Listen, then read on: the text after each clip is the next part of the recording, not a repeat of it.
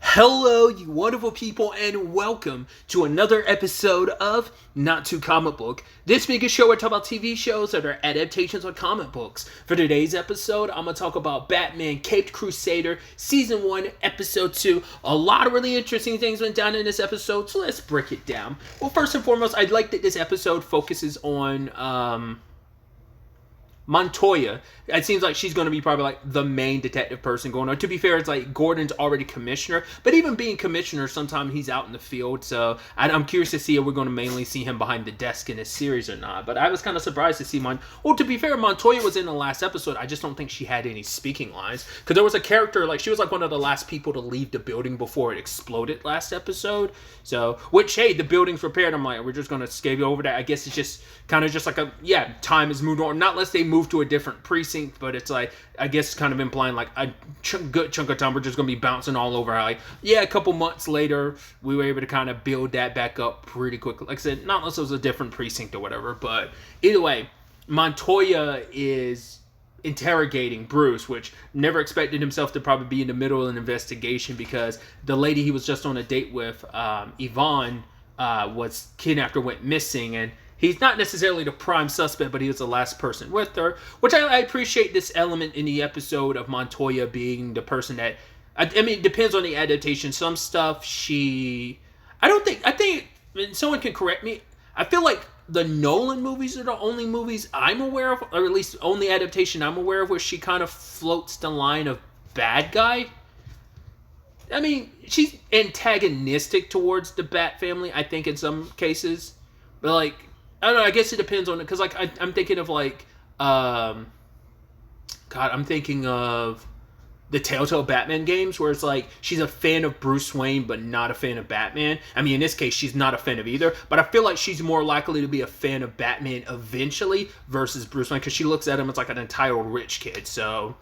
And because he acts like he's so above it, because he even kind of bribed her. She was like, no. Which for him is like, that was a test to see if she's actually an honest cop. And for him, it's like, she could be an asset going forward. Like I said, like, I wonder, are they shifting it? Whereas, like I said, Jim seems to be behind the desk more. So even he wasn't aware of Batman's existence. So maybe instead of there being a Batman and Commissioner Gordon dynamic and relationship in this continuity, at least for now, maybe it's just going to be a Montoya and Batman situation. So that could end up, she could be, because she's like the only like honest cop, like other than Jim, like he's aware of, that's on the force. Like you can't trust anyone else. You don't know who's in whose pocket.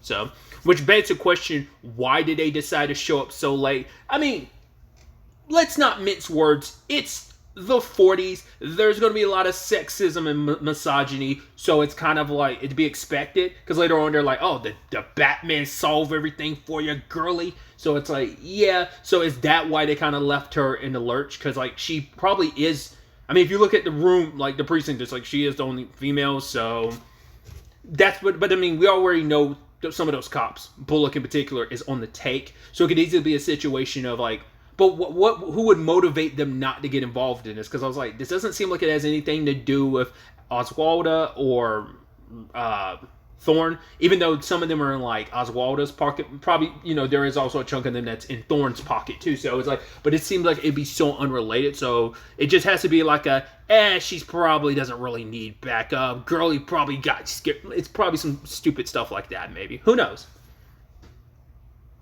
But, even Bruce recognizes how good she is at her job, that she, I thought it was kind of this interesting line where it's like, oh yeah, like if you follow Montoya, it'll be the fastest way to find Yvonne. And then Bruce kind of looks to the side, he's like, yeah, sure. Kind of being like, I think it's like, that hadn't really quite crossed his mind. I think he was so busy thinking about the future, maybe he wasn't even thinking about this case in particular. I don't know, maybe I was reading too much into it. But just that, like, side-eyed and then being like, yeah, sure, kind of made me go like, I guess he hadn't really given that much thought. Also, Alfred with the sass this episode, when he was watching, they were trying to get some kind of clues from Yvonne, because he was watching one of her movies, and it's like, oh, she's no insert, I'm sure, like a famous classic Hollywood actress, and it's like, anything relevant, and he was like, sadly no, sir. I was like, that was completely unnecessary, just, the lady's missing and you're shitting on her acting, bro, come on. But yeah, it's heavily, like, this we already have that feel and vibe throughout the entire series, whether it's the original series or this one, the whole neo-noir detective element. But I feel like you even get it even more so because Montoya is literally doing like the gumshoe detective thing. It took me a minute to kind of think, like, figure out where we were going with this. It wasn't until the guy shows up in the band, like covering his face up with like the bandana. I was like, wait, that's Clayface, isn't it? Because I believe, and someone can correct me, because I think I did a video about this a while back. Well, it was part of a video I talked about Clayface. I think, if I'm not mistaken, this version of Clayface, I mean, aesthetically, is somewhat close to how he used to look in the comics, like during his first introduction. What we think of as the more modern day Clayface, like, obviously it's a more kookier version, but like what you get in a Harley Quinn cartoon, or even more recently the Suicide Squad Isekai, like that's the more traditional like Clayface we get now, where he's like a clay monster, but he's very normal-ish looking. Someone has to correct me. I believe in the old comics, it wasn't like a superpower he had. It was like a mask. He used like a regular mask to like make himself look like other people. Maybe I'm imagining that, but like I said, aesthetically, he's closer to what he looked like in the OG comics, like his early days of existing in the comics. So thought that was kind of neat to kind of bring it back to the more classic look, and we're going to get that with some of the other character designs to some extent too, but we'll get to that when we get to those episodes of characters. I do love that it started off as a kidnapping and then it turned into a murder case.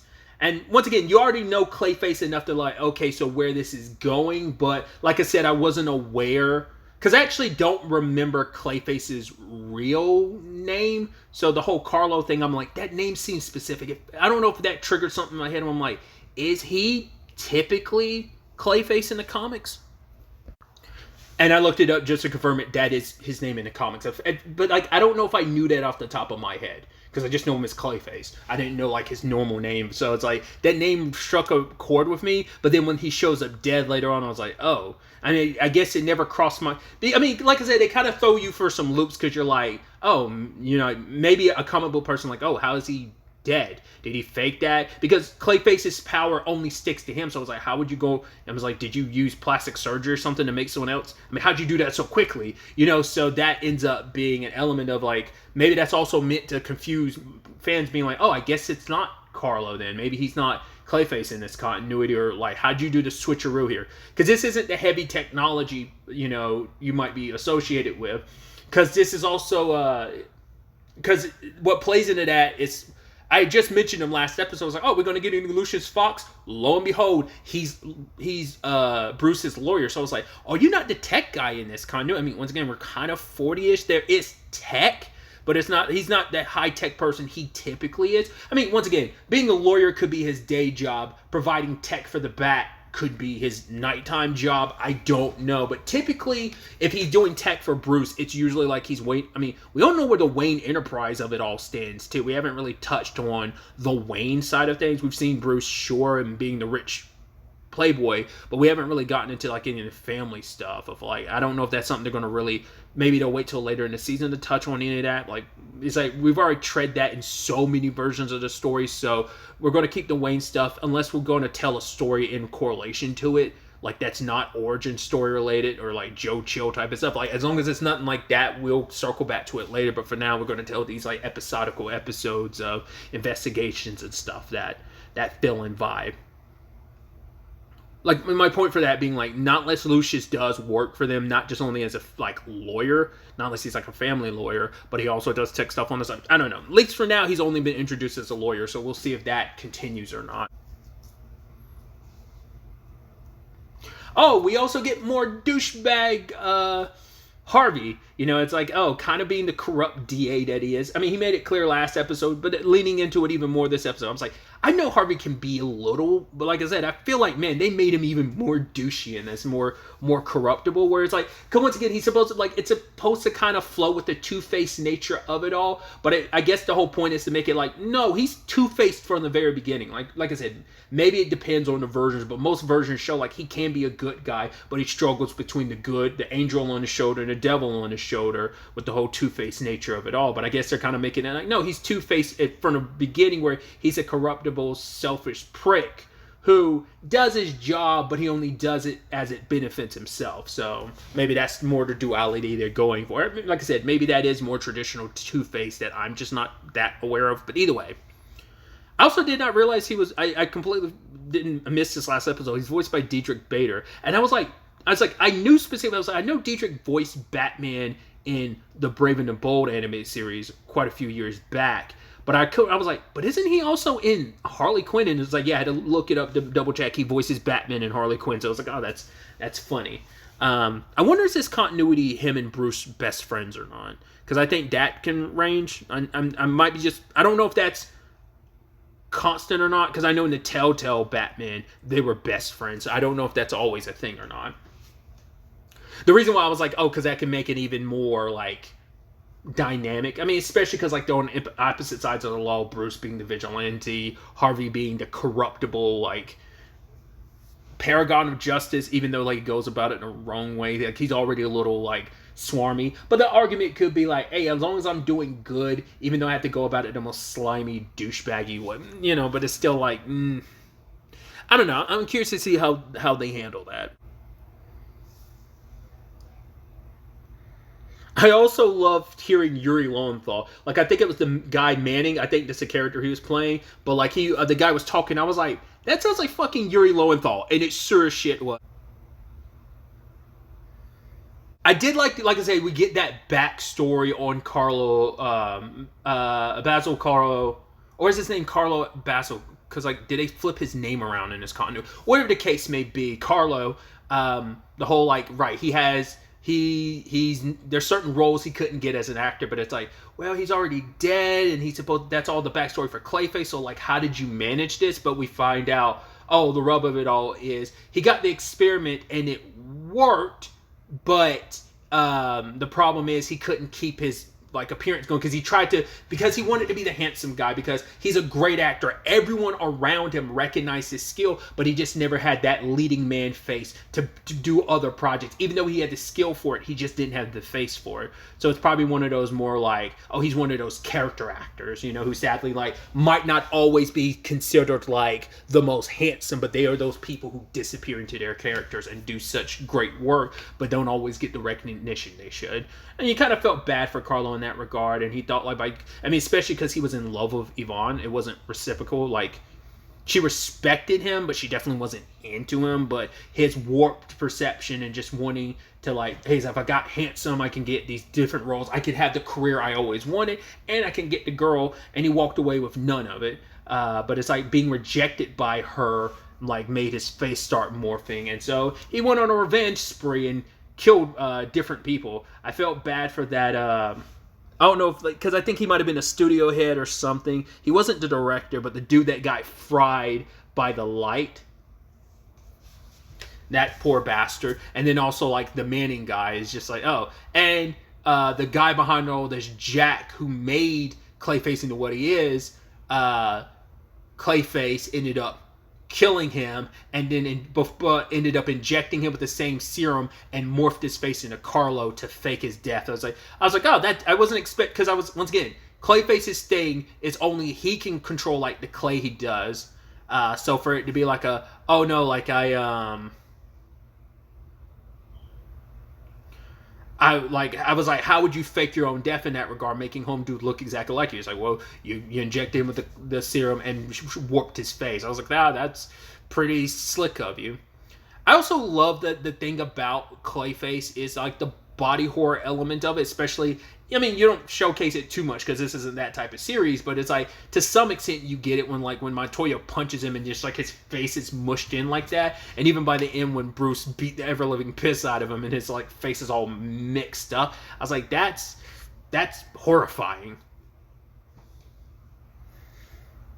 But I did love the little like monologue soliloquy he went on at the end by being like, right, he now realizes like, right, the irony behind like, oh, I always got stuck playing the henchman or the bad guy, but he's like, yeah, but all of this made me come to realize I was the villain role has suited me always. And then Ivan was like, oh please, basically you use special effect like makeup and stuff to highlight there's nothing honest about your performance. I was like, is this really the time to be talking mad shit about your captor? I was like, hey, you go swinging while that I was about to call it, I mean, some version of a guillotine axe to some extent coming down, swooping closer and closer. So I was like, okay, do your thing. I just felt like kind of odd to do that. But it's like, to be fair, it's like he already kidnapped you. And the fact is he had to go like make such a spectacle of it. Like the fact is that like it's from a movie they were in together. For you to kind of recreate that in real life now because she rejected you, it's like that's once again like it plays into the very like flashiness that is like a lot of more recent versions of like Clayface. It feels so befitting that he like goes so artsy fartsy with the whole thing. It just feels so befitting to that character.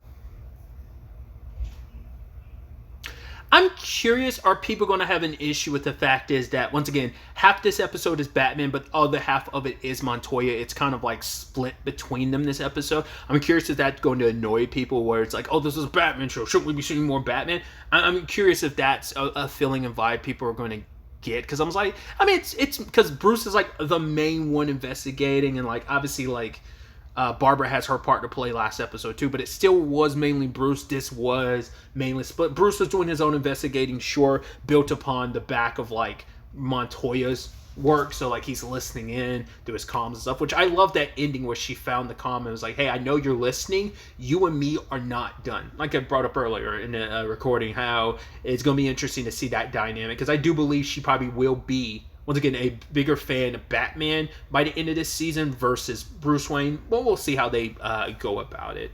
But like I said, I think she's going to be the one person that he comes to rely on the most. I'm also curious to see if they'll bother doing the bat signal in this. That might be an end of season thing once his relationship is better with at least some of the GCPD. We've already taken down 2 in Batman's Rose Gallery so far. The question then becomes like, well, who else is he kind of taken down prior to this? But also, like, are we going to get an Arkham situation at all? Like Hugo Strange? Like, makes you wonder, like, how much, like, where this continuity is going to touch on some of that stuff, or maybe that's stuff they've got planned for the future. Because I'm sure, like, every episode is going to be like a new villain, but then, like, are there going to be any villains that... I mean, Thorne has got to circle back at some point in time. I wonder, because of the Batman and stuff like that, will they stay away from Falcone? That's probably why they use Thorne instead, because they're probably not going to use, like, Maroni or God, what's his face? Falcone, just because it's also like, well, you got another project coming in the future. I mean, it's animated versus live action, because we're about to say like the Penguin's going to cover a lot of that too. So, but I don't. You're probably not going to get so caught up. It's like you tell your Batman story, worry about everyone else telling their own. But my point is, like, he seems like he might be the only, like, major through line. But we haven't, like I said, I'm saying that so early in the season because I'm curious, like, how many of these big-time villains will have recurring roles throughout this season, or how many of them are going to be one-and-dones, but, you know, still have plenty of room open in the future for them to return. Once again, I'm making a lot of all these speculations based on only 2 episodes. So there's no real, like I said, it feels still very episodical now. But I'm curious to see if it keeps up that theme of will the entire season be, or will a good chunk of it be, but then eventually we start peeling it, you know, this overarching story. Cartoons have a lot more leeway. Anime series in general have a lot more leeway when it comes to the episodicalness than I think some live actions do, but maybe that's my misconception. Either way, like I said, my tangents and all that aside, I'm very, very excited to ultimately see where all of this ends up taking us going forward into the next episode. But really, that's all I wanted to talk about. So the next time we meet, be happy, be safe, live life to the fullest, and enjoy it. Good day, and goodbye.